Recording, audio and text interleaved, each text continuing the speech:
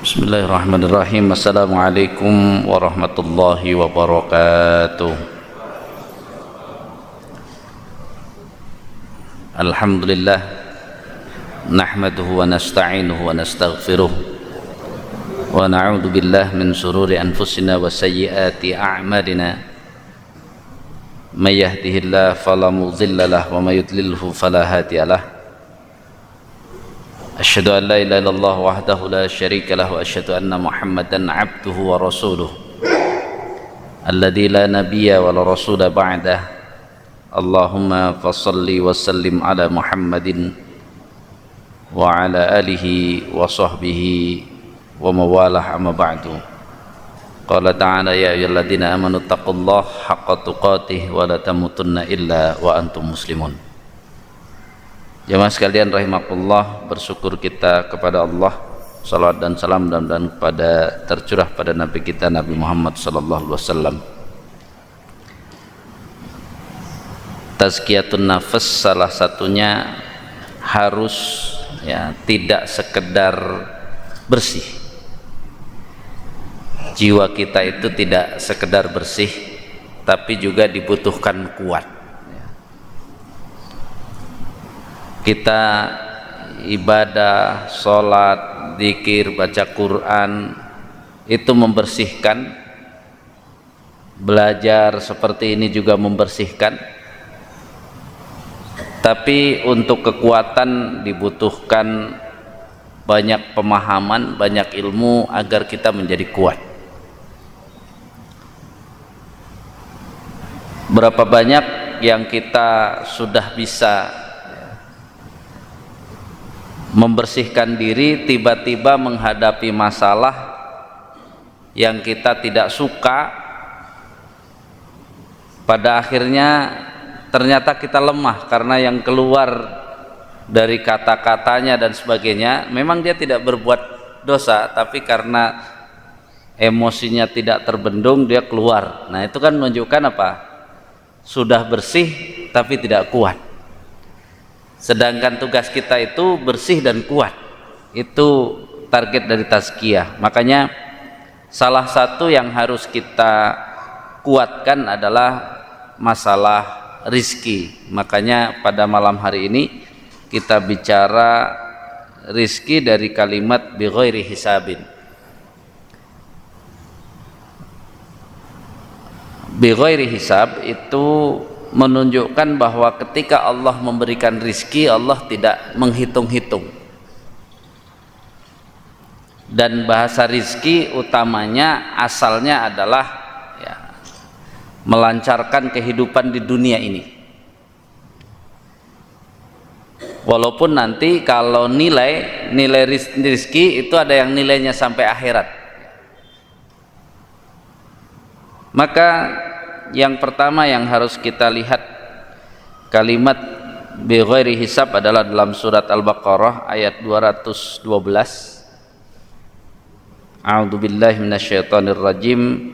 Zuyyina lil ladzina kafarul hayatud dunya wa yasharuna minal ladzina amanu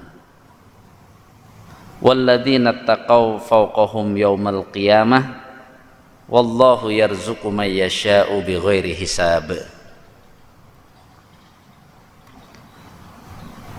Sebelum kita memahami ayat ini, kita harus memahami sebelumnya.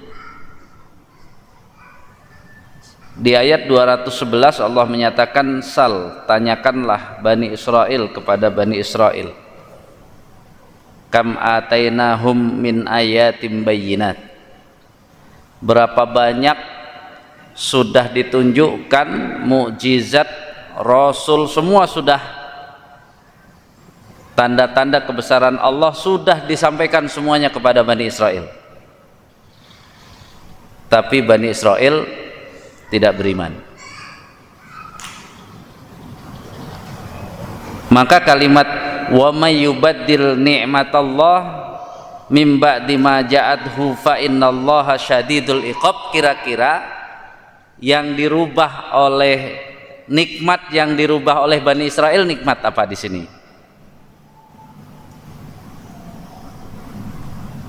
nikmat keislaman, nikmat keimanan dirubah. Walaupun banyak orang menggunakan ayat ini mengomentari orang yang alisnya ya tadinya banyak diganti lurus kayak ekor tikus misalnya gitu, ada yang gitu. Atau kadang-kadang nanti jangan-jangan ada yang dibikin lingkar-lingkar.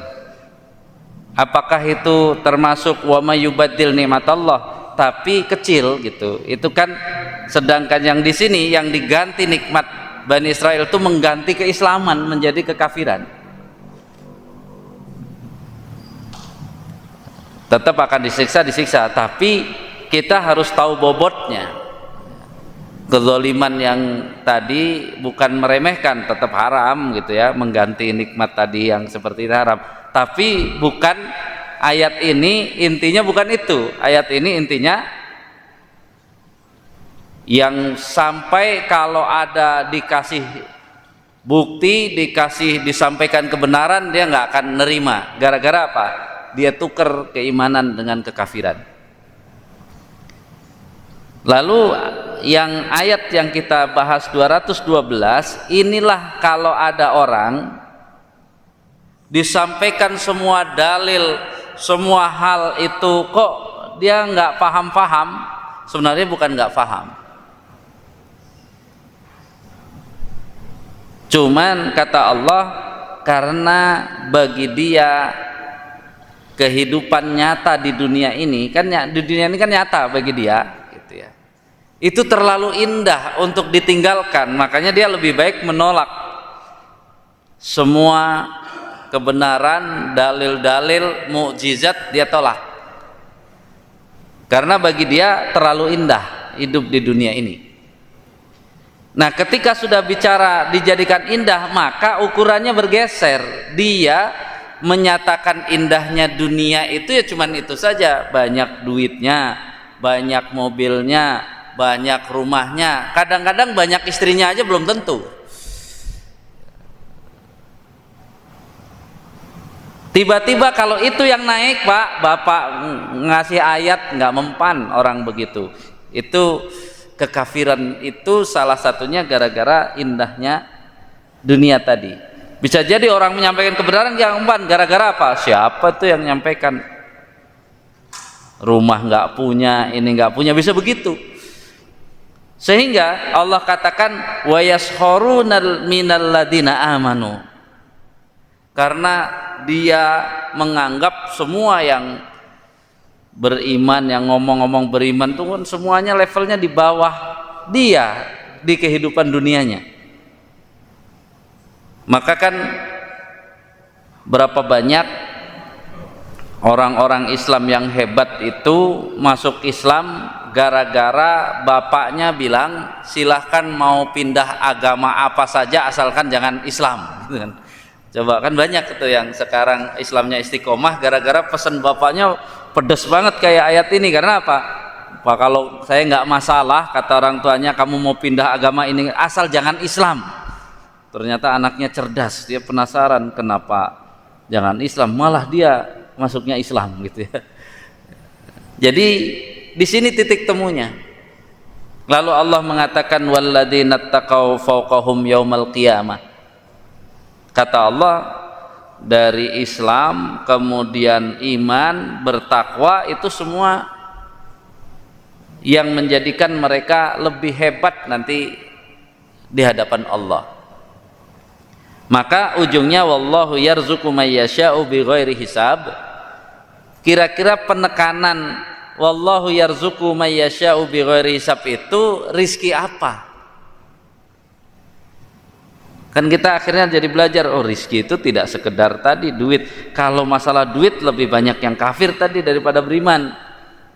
Tapi Allah mengatakan wallahu yarzuqu may yasha'u bighairi hisab.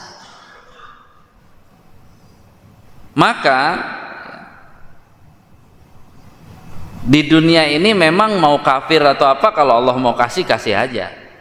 Yang tidak akan Allah kasih kan setelah nanti ya Yaumal Qiyamah datang, itu nggak asal-asalan, rizki nggak diobral. Jadi saat belum kiamat rizki ini banyak diobral. Bagi Allah nggak masalah gitu ya. Makanya Allah menempatkan sebenarnya kalau masalah nilai, maka nilai apapun di dunia tidak ada nilainya sama sekali. Jadi di sini Bani Israel, kemudian orang-orang kafir yang secara kasat mata memang lebih hebat daripada orang beriman itu, tapi di hadapan Allah nggak ada nilainya. Kita jadi ingat kan kenapa Allah memberi komentar ya, Abu Lahab tuh ma aghna anhu maluhu wa ma kasab, tidak bermanfaat hartanya, padahal kalau bicara dunia ya pasti bermanfaat. Harta Abu Lahab bermanfaat di dunia, usaha Abu Lahab bermanfaat di dunia, tapi Allah mengatakan tidak bermanfaat. Maksudnya nggak akan ada nilai apa-apa di hadapan Allah. Maka jamaah sekalian rahimakumullah, inilah yang pertama sebelum bicara bighairi hisab yang lain, tugas kita hidup di dunia ini menjadi sederhana dengan kalimat ini. Kasusnya Bani Israel mengganti nikmat, maka sebenarnya begitu umur 4 bulan Allah kasih kita bibit Islam ya, bibit Islam kan, ada Islam di sana. Terus diberi kesempatan kepada kita di dunia ini. Asalnya kalau orang ini mau belajar dari bibit Islam itu disuruh naik, tumbuh bibitnya menjadi iman, tumbuh bibitnya menjadi bertakwa. Begitu mati yang ditanya cuman itu Pak, ditanya kamu dikasih bibit itu sekarang udah jadi takwa atau malah bibitnya mati? Kenapa yang bibitnya mati? Gara-gara dia apa? Nggak ngerti, malah di dunia ini macam-macam dia kumpulin, satu yang tidak dia pelihara malah bibit Islam itu. Kan sesederhana itu. Makanya Allah begitu orang mati dinilainya itu bibitnya ini. Kalau dia ternyata Islamnya jadi bertakwa, kebetulan di Indonesia dia presiden, ya hebat. Kamu bertakwa presiden lagi. Jadi bukan presidennya yang dianggap hebat, tapi bertakwanya. Wah, kamu bertakwa, padahal rakyat kecil hebat juga kata Allah. Rakyat kecil tapi bertakwa.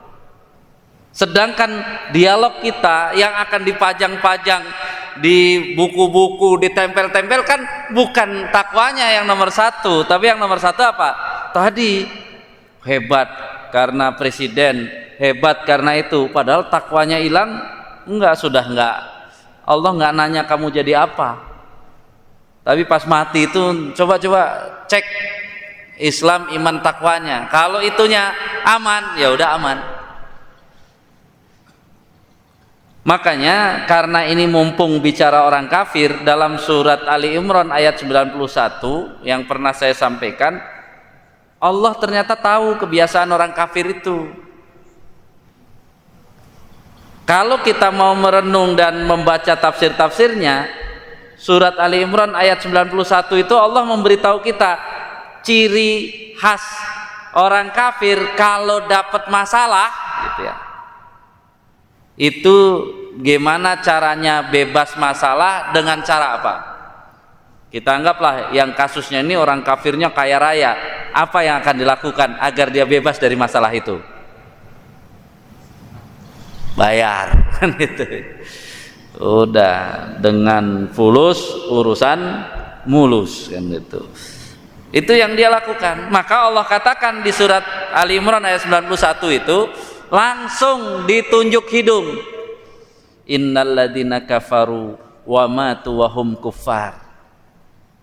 Adapun orang-orang yang kafir mati juga masih kafir juga. Asalnya kan kalau tadi lihat bibitnya Islam, dia nggak siramin, dia gini akhirnya mati bibitnya jadi kafir. Nah ini sudah di hadapan Allah. Allah langsung nunjuk hidung. Bilang ke orang kafir, kalau salah seorang mereka mau bawa uang tebusan, coba langsung digituin. Karena orang kafir itu kebiasaannya begitu, dia duitnya banyak, ada kasus pasti dia ngapain? Gampang lah, beresin dengan bayar. Nah Allah tantang tuh. Nah sekarang tuh orang kafir, kamu mati dalam keadaan kafir, kamu pasti punya pikiran gimana caranya bayar. Dia kan merasa punya apa? Kan dia merasa, saya punya banyak nih aset, kalau timbang bayar saya jadi kafir mungkin cukup. Maka Allah langsung sebut nilai. Kata Allah, kalau salah seorang di antara kalian mau nebus yang kasus ini, membawa emas sepenuh bumi, maka tetap kurang. Emas sepenuh bumi. Ini jamaah sekalian yang sudah pensiun, dari kerja sampai pensiun, bisa ngumpulin emas berapa kilo di rumah?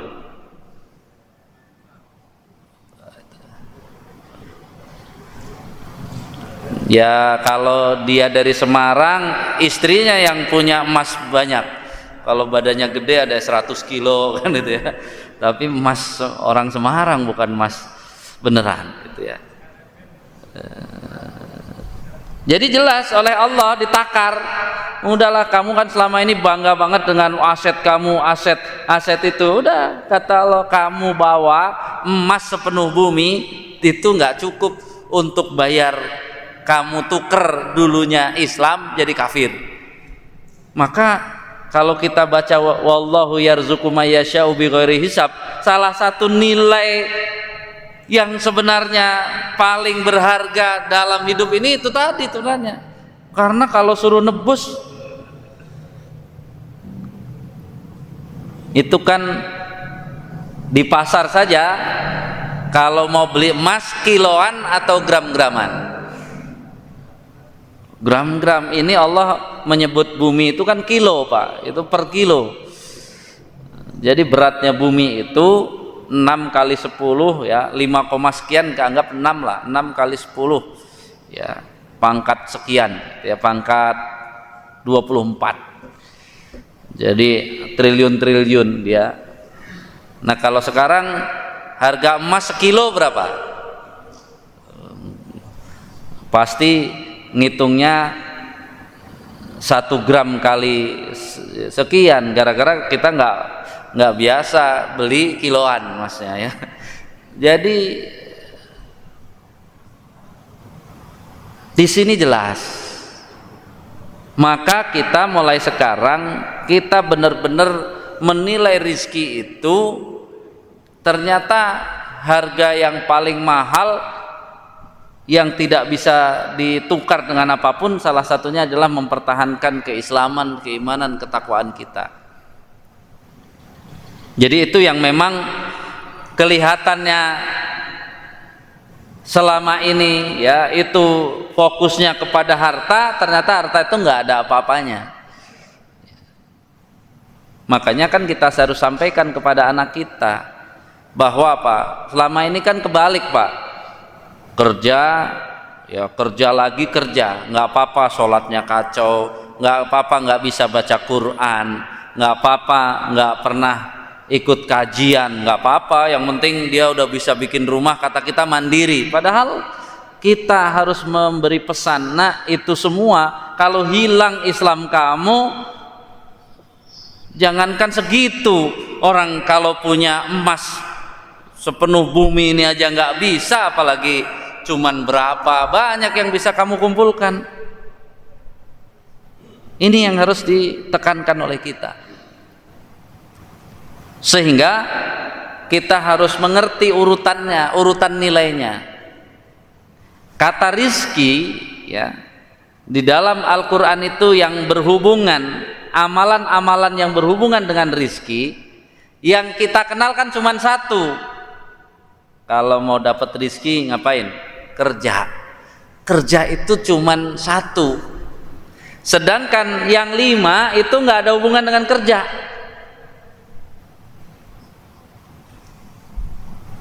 Kerja nih, yang paling dekat dengan kerja adalah tawakal. Ya, tawakal itu bisa mencukupkan rizki. Nah, dia kan harus ngerti tawakal seperti apa. Kemudian infak. Infak juga Allah hubungkan dengan rizki. Di atasnya lagi yang ringan adalah baca istighfar. Baca istighfar ada hubungan dengan rizki. Yang naik di atasnya lagi sholat. Sholat itu Allah hubungkan dengan rizki. Kemudian yang paling tinggi adalah takwa. Takwa ada hubungan dengan rizki. Ini yang kita tahu cuman kerja. Udah dapatnya kerja itu cuman dapatnya dunia, nggak ada nilainya lagi. Suka hilang tuh, tawakal hilang, infak hilang gitu ya, sholat hilang, hanya kerja untuk kerja. Kemudian tadi ya, apalagi bicara takwa, takwa hilang, orang sholat aja hilang, gimana mau takwa. Jadi kita gitu ya, mulai sekarang harus benar-benar ketika Allah mengatakan khusus di ayat 212 ini, Allah memberitahu kita tentang ada ukuran rizki selain harta yang dibanggakan orang kafir, kehidupan dunia prestasi yang dibanggakan orang kafir. Kata Allah, itu rizki yang sangat kecil. Orang kafir itu Allah ancam karena dia apa? Karena dia benar-benar menukar keislaman dengan kekafirannya. Makanya nanti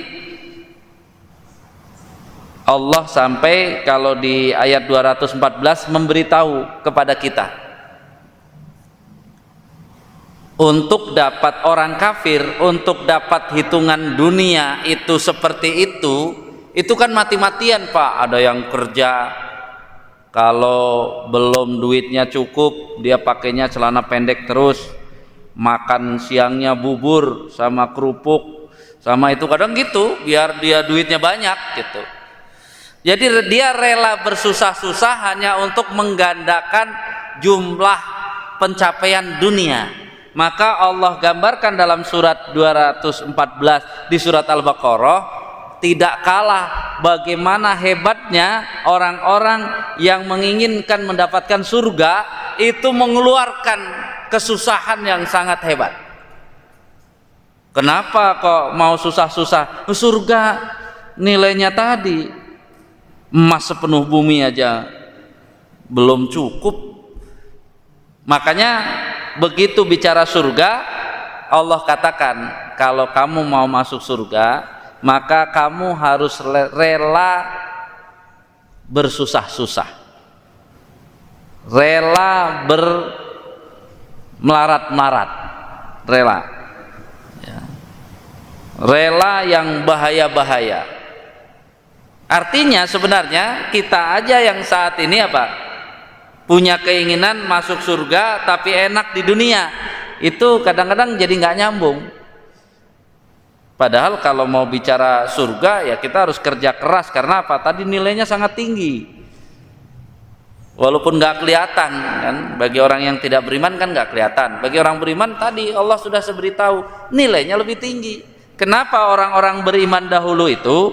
Orang-orang beriman dahulu itu ya gara-gara Umar bin Khattab gara-gara nengok kebun, kemudian telat masbuk sholatnya, kebunnya langsung diserahin. Udahlah, gara-gara kebun nih saya kasihin aja kepada Islam, tolong saya udah nggak butuh lagi. Masa gara-gara itu saya telat sholat? Ya kalau kita ikut itu habis Pak, tinggal apa coba? Telat sholat ini kasihin habis. Telat mulu. Ya, ini ya. Sehingga kekuatan kita dalam harta itu kita masih panjang ceritanya Pak. Kalau kita hari ini bisa satu grup WA dengan Nabi, dengan ya sahabat Nabi itu Pak, itu postingannya siapa yang butuh duit, gua lagi kebanyakan rizki nih, gitu postingannya Pak. Ada nggak di grup kayaknya di grup Al Hidayah ada nih, saya lagi kebanyakan duit, siapa yang butuh datang ke rumah, gitu. Itu mereka kayak gitu Pak. Jadi bukan cerita apa, aduh tolong, enggak, dia kalau mereka itu gitu. Jadi kita kan selama ini masih muter-muter, yang kita bahas kadang-kadang hilafiyah deui, malah sekarang nasab. Aduh kayaknya malu. Ini sebenarnya selesaikan saja antara kita dengan dunia itu. Kesuksesan kita, grup kita sudah menjadi grup yang mengerti bahwa rizki yang hebat itu adalah keislaman, keimanan, ketakwaan. Maka mereka itu berlomba-lomba, duit yang banyak itu siapa yang mau make, itu berlomba-lomba Pak. Kalau kira-kira kita sudah seperti itu, ada yang susah nggak hidupnya? Kagak ada. Yang kagak punya duit langsung nyamperin tuh. Kalau ada yang posting, saya lagi dapat duit banyak nih, siapa yang butuh datang ya, gitu ya. Itu kalau kita satu grup sama Nabi, sama Abdurrahman bin Auf, gitu ya, gitu Pak. Walaupun dulu belum ada WA. Tapi kalau grup sama mereka, kan itu contoh Nabi. Sholat asar langsung buru-buru, ternyata apa? Ada emas yang belum dibagi-bagi. Kita buru-buru karena nggak ada apa-apa. Kalau banyak emasnya malah diem aja santai. Kenapa? Masih banyak emasnya di rumah. Nah Nabi banyak emasnya di rumah, nggak tenang. Habis sholat langsung buru-buru dibagikan dulu, baru tenang. Jadi di situ biar kita semangat. Walaupun kita udah rajin ini rajin itu, tapi kan jiwa ketakwaan kita masih panjang untuk belajar, gitu ya, sampai ke arah sana. Jadi harus mulai itu. Siapa yang mau mulai duluan, yang duitnya paling banyak, gitu ya, pas lagi itu semua udah cukup, saya ada lebih nih, siapa yang lagi butuh, gitu. Wah itu hebat tuh Pak ya. Nggak tahu kita kapan seperti itu. Sekarang rebutannya rebutan macam-macam ya. Itu yang pertama. Kemudian surat ya Ali Imran ayat 27, Allah menyebut wa tarzuqu man tasya'u bighairi hisab. Itu berbicara tentang, sebelumnya berbicara tentang kekuasaan, gitu ya. Tentang kekuasaan. Artinya siapa yang dapat rizki kekuasaan yang disebut bighairi hisab adalah yang dia sadar betul bahwa kekuasaan itu untuk melaksanakan tadi, mempertahankan nilai bibit yang Allah berikan itu. Itulah yang disebut rizki yang sangat ya tanpa perhitungan. Tapi kalau kita dapat kekuasaan bukan untuk itu, makanya kasihan sebenarnya. Kasihan. Jadi kenapa? Karena ujung-ujungnya bahayanya kekuasaan itu kalau kita tidak benar-benar memahami dan mengerti, bekal kita nggak cukup, maka akhirnya kekuasaan itu menjadikan kita kompaknya bukan dengan orang beriman, tapi kompaknya dengan orang kafir. Makanya kalau kita diberi kekuasaan tuh yang harus kita jaga tuh, dapat kekuasaan tuh kita kira-kira dengan kekuasaan itu menaikkan level Islam kita jadi iman bertakwa, atau malah kita apa? Aduh males ketemu DKM, pasti ngasih surat minta duit lagi. Wah kalau kayak gitu kita udah celaka itu dah. Harusnya kangen nih DKM nggak datang nih, saya lagi banyak duit nih kan gitu ya. Itu baru tadi ya penguasa-penguasa hebat seperti itu.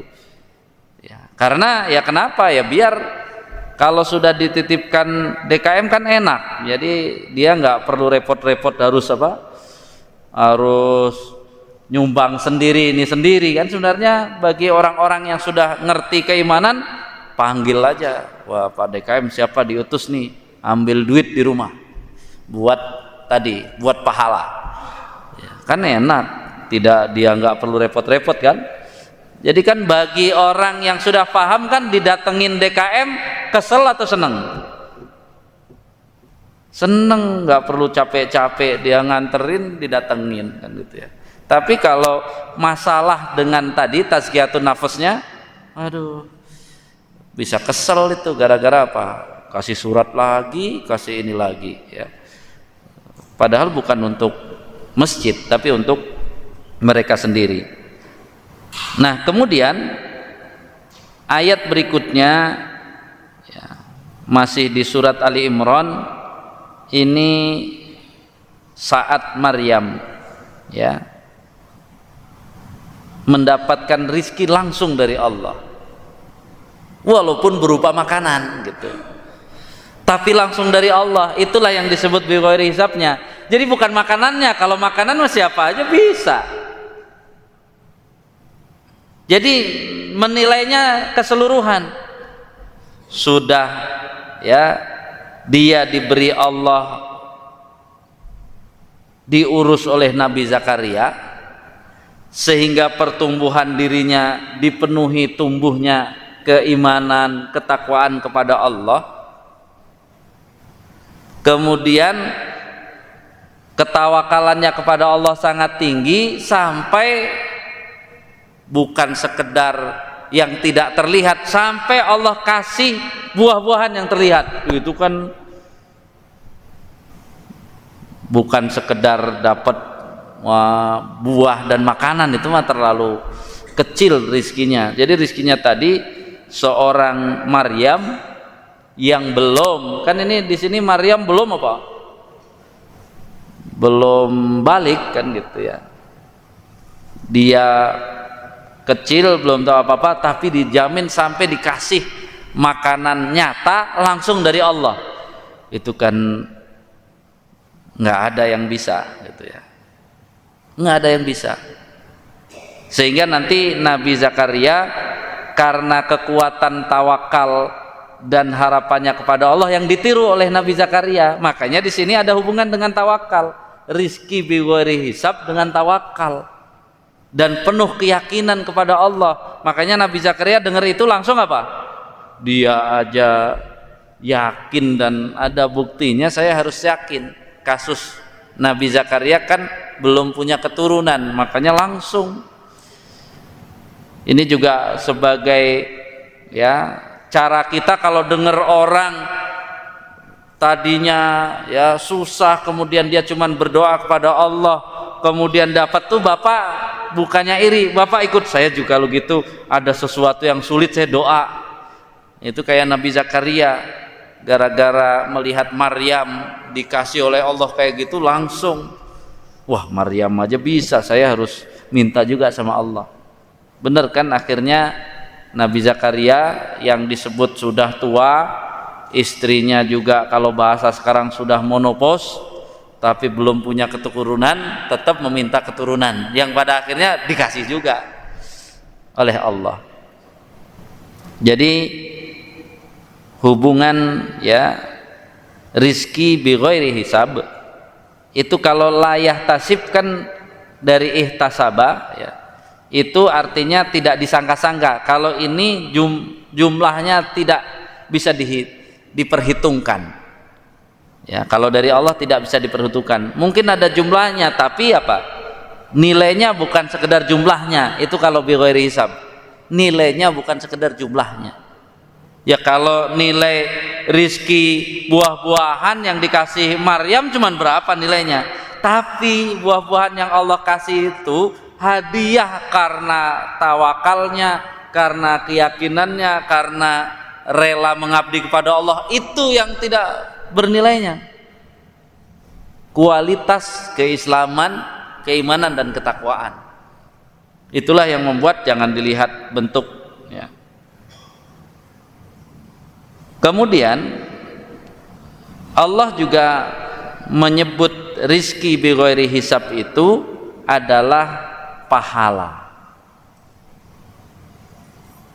Ini dalam ya jelas surat An-Nur 24 ayat 38, liyajziyahumullahu ahsana ma amilu wa yazidahum min fadlihi wallahu yarzuqu may yasha'u bighairi hisab. Ini kan Yang dijanjikan seperti ini siapa? Rijalun la tulhihim tijaratun wala bai'un an dzikrillahi wa iqamis sholati wa itaiz zakah. Orang-orang yang dia walaupun punya bisnis ya, jual beli, dia tidak takut bisnisnya bangkrut gara-gara banyak mengingat Allah. Waktunya sholat, dia sholat yang terbaik, kalau bisa berjamaah berjamaah. Waktunya keluar duit, dia keluar duit saja. Kenapa dia seperti itu? Sambil dagang, sambil dia mengingat bahwa ya sebenarnya saya dagang itu hasil semuanya untuk menyiapkan akhirat saya. Makanya itulah yang disebut oleh Allah, dia akan dapat balasan yarzuqu may yasha'u bighairi hisab. Jadi rata-rata Allah janjikan rizki yang tanpa hisab itu bukan sekedar yang kelihatan, tapi hal-hal yang berhubungan dengan tadi terjaganya keislaman, terjaganya keimanan, dan bahkan dia ketakwaan. Ayat yang terakhir adalah ayat di dalam surat Ghafir ayat 40. Itu Allah menyebut yurzaquna fiha bighairi hisab, itu adalah al-jannah, surga. Maka mulai sekarang coba duit itu taruhnya di nomor 10. Nomor 1 keimanan. Jadi menilai kehidupan kita itu nomor 1 keimanan. Ya tadi Islam, iman, takwa. Ya. Yang kedua ilmu. Ya. Ilmu dulu ya. Kemudian yang ketiga ibadah. Yang keempat ya, itu jiwa itu kaitannya dengan terbebas dari dosa. Itu rizki yang harus kita kejar. Kemudian yang kelima ya, ini yang harus kita pahami adalah amal solih. Jadi maksudnya kalau ibadah tadi yang langsung, kalau amal solih yang ada hubungan dengan tadi ya, amal-amal ya keduniaan. Baru kemudian yang berikutnya adalah kesehatan.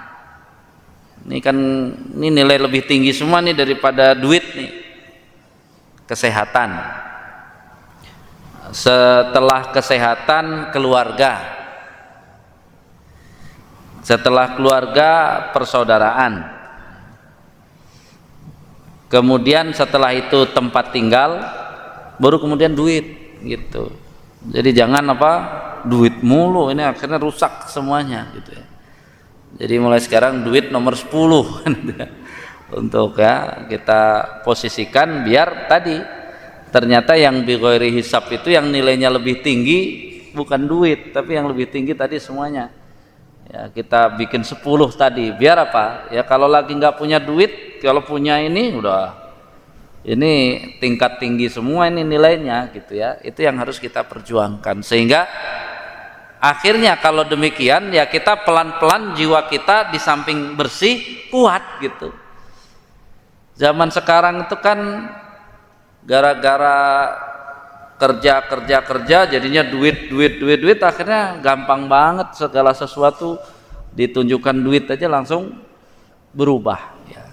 Jadi kita lupa pada kekuatan ya, makanya nggak tahu kapan kita punya masyarakat yang tadi kalau punya duit dia berisik di grup mau bagi-bagi, kalau susah dia malah diem. Sedangkan grup kita sekarang lagi susah ya berisik, kalau lagi punya duit diem. Nah itu kan kebalik kan gitu ya, jadi diem aja ya. Jadi ini PR kita sampai bisa tumbuh kaum muslimin yang seperti itu ya maju ya. Makanya yang hebat-hebat itu pendidikan Nabi di ahlu suffah. Ahlu suffah itu orang-orang yang tidak punya rumah, tidak punya itu, tapi dididik Nabi nanti menjadi orang hebat. Jadi asalnya memang sekali lagi ya kita harus kuat dulu memahami Islam yang kita pilih ini, sehingga perjalanan kehidupan ini tidak banyak goyah.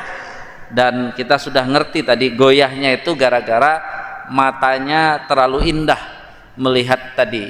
Mending kalau dunia secara menyeluruh, enggak, cuma duit doang yang dilihat, duitnya terlalu indah.